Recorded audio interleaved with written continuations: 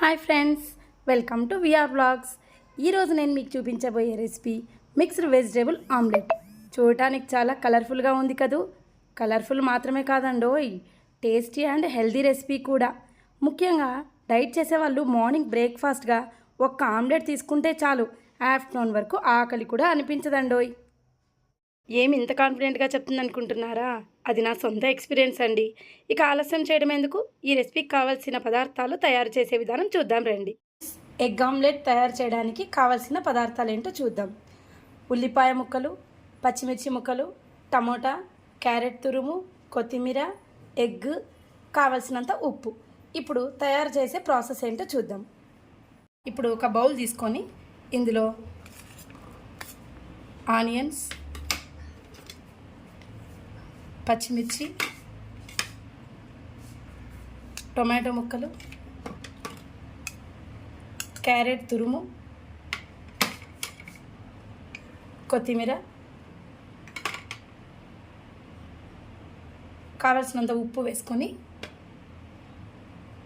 ఒక ఎగ్ని బీట్ చేసి తీసుకుందాం.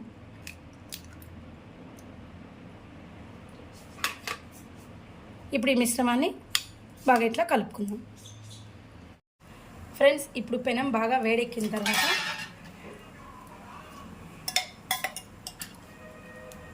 ఆయిల్ వేసుకొని ఇప్పుడు ఈ ఎగ్ బీట్ చేసుకున్నాం కదా, ఈ మిశ్రమాన్ని అంతా కూడా ఇట్లా ఆమ్లెట్ లాగా స్ప్రెడ్ చేసుకోవాలి.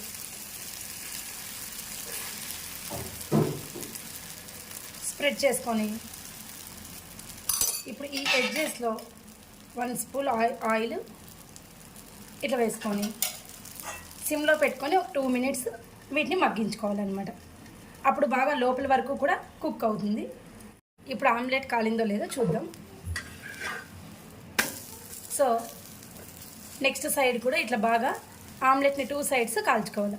సిమ్లో పెట్టుకున్నాం అనుకోండి, లోపల ఉండే వెజిటేబుల్స్ అన్నీ కూడా బాగా కుక్ అవుతాయి అన్నమాట. సో ఇది మార్నింగ్ బ్రేక్ఫాస్ట్గా తీసుకున్నాం అనుకోండి, 1 ఆమ్లెట్ తీసుకుంటే మనకి ఆఫ్టర్నూన్ వరకు కూడా ఆకలి అనిపించదు. ప్లస్ డైట్ చేసే వాళ్ళకి బాగా యూజ్ అవుతుంది ఇది. ఇలా 2 సైడ్స్ కాల్చుకున్న తర్వాత ఆమ్లెట్ని సర్వింగ్ ప్లేట్లోకి సర్వ్ చేసుకోవడమే.